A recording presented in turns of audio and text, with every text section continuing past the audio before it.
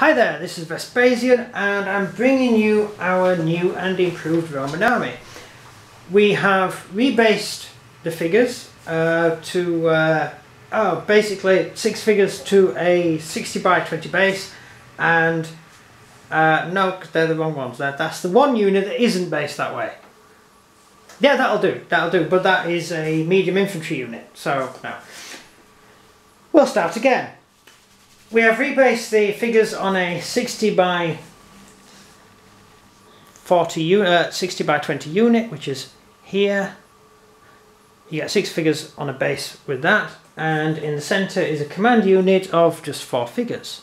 And this works out much better for our manoeuvring, and it's a lot less bases to pick up and move around when we're actually fighting battles. Because before this, we were using 4 bases to a regiment.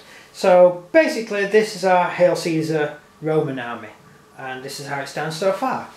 Yay! The main difference that you can see would probably be the skirmish troops here, who are Roman skirmishers. If I do a little close-up of them for you, there they are. They're all throwing little projectiles, nice little chaps. Peltists. Peltists. These guys are from Warlord Games. Slingers, that's what they're called. These guys are from Warlord Games and they're very nice. I quite like them. And now I'll just do a quick overrun of the army. Right, I'll do it. You'll do it. Go for it then. Right, I'm going to start here. Yeah. Have 4 Scorpios. Pretty fine condition. Look at that. Look at that. So good. And what do Scorpios do? They fire really fast, basically. It's like firing... machine gun.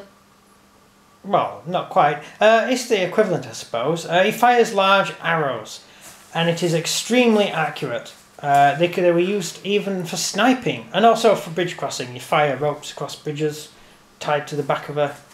Oh, it's a long story. Yeah, ballistas, too. Ballistae, yeah, and they fire... They fire one massive cannonball. Yeah. Which was more effective, more accurate than a cannonball. Yeah, they're certainly more accurate than a Napoleonic cannonball. They fired 6 or 12-pound projectiles. They were bigger ballistae, which were more the size of the trebuchet there, which fired a huge 60-pound ball of steel, which would pretty much go through anything. They used to sink ships. The Romans didn't use that many of them, as you can guess, because there weren't that many big empires fighting them. We also have 2 onagers. Smashing onagers. Get it? Because, you know, smash buildings down. Yeah, this is good, that. Yeah. We're going to get called sad on the video, aren't we? Yeah. Onagers were... siege weapons! Yeah, but they were also used in the field. Yeah, they were mostly used to tear down walls. Yeah, and they were either used to fire rocks or bags of stones, or they could even fire a huge mat full of arrows, which a huge mat of darts, which is the same as about 500 men all firing arrows at the same time. It went off in the sky and went everywhere. Yeah, and like steel rain. A cluster grenade. Yeah, absolutely lethal. We have some auxiliaries. We only have 1 unit of auxiliaries so far. We need a lot more for the Romans, but we're stuck with 1 at the moment. At the moment we have to make do with Germans and Celts as auxiliary allies. Yeah, and they're just civilians, dressed up in armour, until one day they can become one of these guys. Right, actually they're just as good as the average Roman soldier. They receive the same training and half the pay. They're never classed as legion. No, but many did become legionaries. That's what I just said. Yeah. We also have the Secretarians. Yeah, who are? Archers. Yeah, archers. Who are very good, very accurate, and You just broke it, didn't you? No, it's what's already happened. Well, that's just disgusting. That's how I picked it up.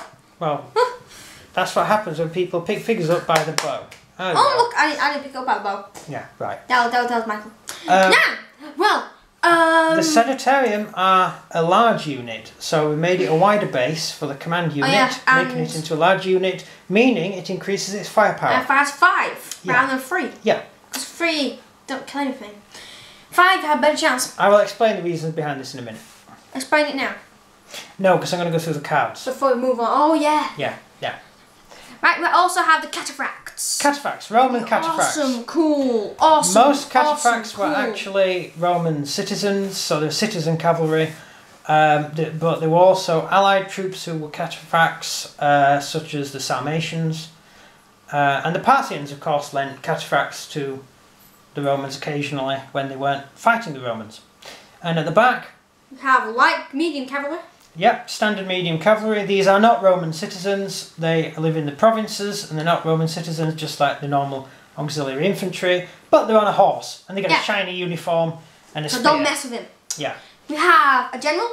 A general. Which is next to another general. Yeah, and who are the generals? There could be anyone.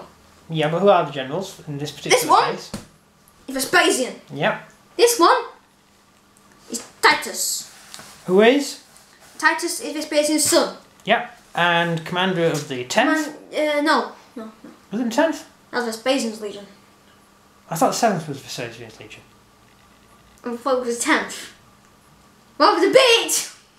No, hang on, no, because Titus marched the 10th over the Sinai Desert, didn't he? To reach Vespasian in 3 days? Oh, I don't know. No, the 7th was based in Greece. Surely, wasn't it? We also have the eagle. An eagle? Which the emperor would go around with. Yeah. Sorry about that. Although each legion had an eagle, we have one base with an eagle. This is just a basic side general. That's just a support general who can be used as a senior centurion. And I may as well go on with the newest thing in the army. The new skirmishers, the slingers. Yep, the slingers. Which pretty good. They're very fast. And they shoot musket balls, basically. Yep, basically, they fire... That impacted one anyway. They fire between a 10 or 20mm round of lead, which was pretty much... It would go through most armour. I feel sorry for whoever was behind them. Yep, some slingers. The Roman slingers were pretty good. They were pretty. It was like being shot with a musket. They were lethal. We have. I'm just gonna do it all as one. This legion, this legion, this legion, and that's it. Right. So we have 2 cohorts of the 15th. Yep. And we have 2 cohorts of the 10th Vicentis.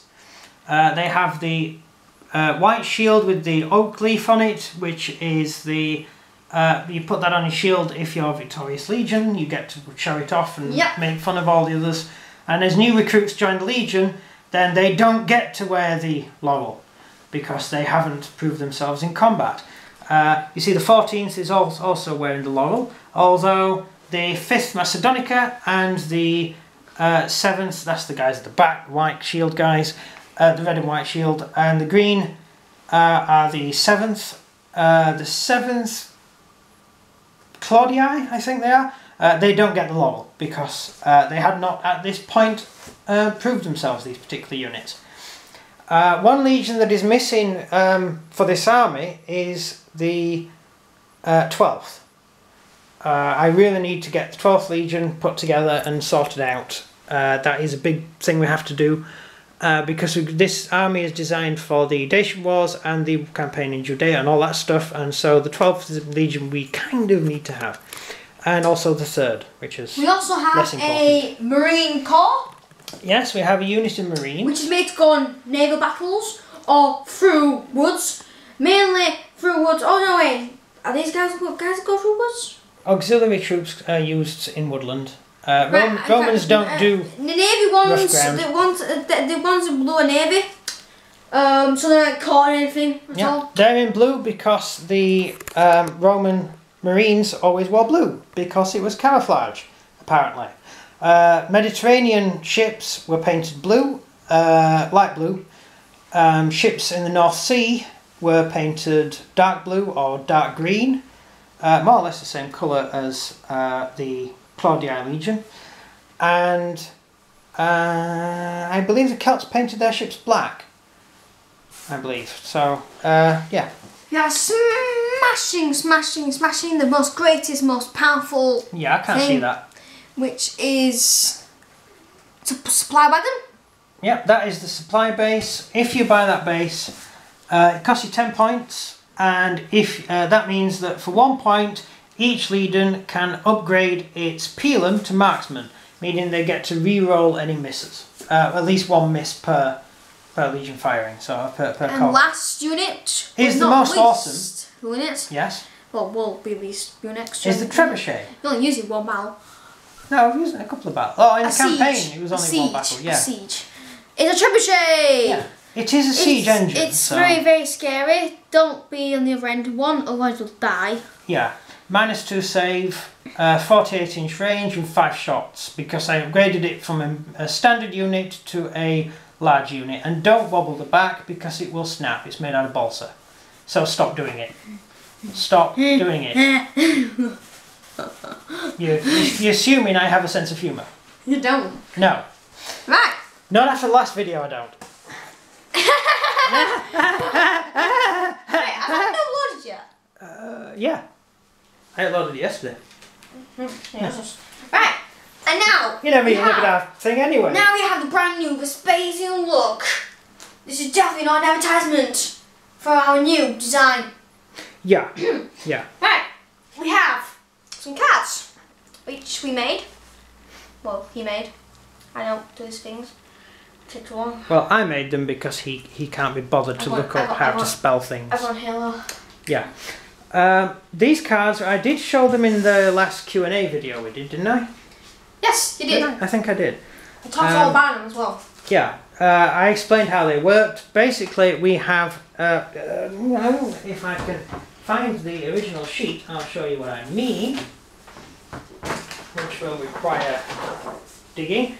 Here we have the Roman army. What we do is, when we do a campaign, big battle, we go through the army, write all the stuff down so it's easily we can reference it easily, and write all the stuff down and how much it costs with all the upgrades and stuff we give the units. This way we actually avoid having to do that by having cards for them. And so during battle you can simply pick, if you're fighting with Marines, you just pick up the Marine card. It has all the special rules written down on it, the unit types and its combat rating. So it's very simple to use and straightforward. And we've done one of these cards for each of the units in the Roman army, which I think is quite cool. It's quite useful. Yep. So there's the end of the video. That is the army as a whole. I would go through slightly more complicated things, but I think we'll do that in the campaign. We explained that in the Q&A. Yeah. So if you haven't seen it, check it out, and you will know everything we just talked about there. Yeah. 2 things I should point out is the long spear. spear. Comments about laughing at his broken figure. We have given the auxiliary cavalry a lance instead of a contos, simply because the army under Vespasian tended to have cavalry operating with the actual legion, stabbing over the legion's heads. He used to bring them up. That's how Vespasian used to fight, and so we've given that option to this cavalry, this particular army, for the campaign we're using it in. Not standard for the Roman army, but it's standard for this particular army that we're building. And we're going to be using this army for the Roman Civil War as well, the Year of the Four Emperors, and so that will really come in because it will be like having 2 completely different types of Roman army because they fought in different ways. The last thing is, same again, these are Eastern troops and they're trained to fight in phalanx. So we have given the phalanx skill to the legionaries, and I'll explain why this is the case. The pilum wasn't just used to throw. You did throw the pilum, but you could also use it as a long spear, and they were a heavy type of pilum which was used for this, with a solid steel pointy bit pilum, which wouldn't bend, and basically they would use it as an actual spear against enemy infantry and fight in a phalanx formation. The Roman army was more than capable of doing many different modes of fighting, and the troops are pretty much trained to do anything.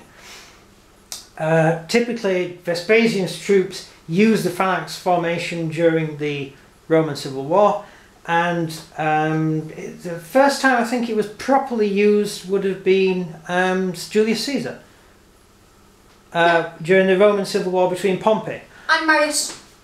Did Marius use it? He may have used it. Did he use it against Germans? Yes, I think. Right. When he was good, when he was it wasn't Marius the one who tricked the Germans into attacking them, and with only the Celt cavalry. Yes. Yes, that's it then. But the Celtic cavalry was actually Romans. It was actually an entire legion. Yes, it was a legion of Romans pretending to be Celts, and they dismounted, formed shield wall, and the Germans went, "Oh dear!" It is Marius then. Yeah, that was Marius. Yes. So Marius, Caesar, Vespasian. Yeah. So here we have basically Roman troops who can use the pilum. Julius Caesar used it against Pompey at the last battle, the battle that they defeated Pompey. The Roman legionaries under Pompey threw both their pilums at Caesar's troops. Caesar's troops took the hit and then threw one pilum back, but then advanced in phalanx with the pilum aimed forward. And the Caesarian Roman troops fighting against Caesar's legions couldn't break the phalanx, because even though the pilum will damage your ranks, the phalanx is a much tighter formation, and the weight and numbers of the enemy didn't count against Caesar's small amount of men. I mean, Caesar was totally outnumbered, and he was fighting proper Roman legionaries. And he kicked their backsides as if they weren't even Romans. He just treated them as barbarians, which is the mindset you need to have if you're going to win. If you're going to battle thinking your enemy's better than you, you're lost. Pardon me. Caesar didn't have any time for that sort of thinking. And neither did Vespasian, who was a traditional general, and he used these tactics not just in the Roman war, but he also used it against the Armenians, and it was a tactic that he was known for using, so I've included that in this particular army. We won't use it in all his games, but for the purpose of building this army, we've included it as a rule. So I think I've explained myself there, and that's about it. That is it, finally. Yeah. You will see this army in our next campaign, which will start very shortly. So I hope you're looking forward to that. The campaign will be the second part of the Roman-Jewish War. The Empire strikes back when the Empire sends Vespasian to deal with the rebels. And that will be interesting because I'm going to be playing the Jews again. So that's going to be fun. So, if you like this video, please leave a like. And if you feel like it, because we have just reached the 100 subscribers marker. Thank you very much to everybody who has subscribed. Thank you. If you haven't, we would like you to subscribe, and we'll make some epic content for you. And leave comments down below, and we'll do a Q&A answering them. So I hope we've made your day nice. And well, bye. And now to the host. Hail Caesar!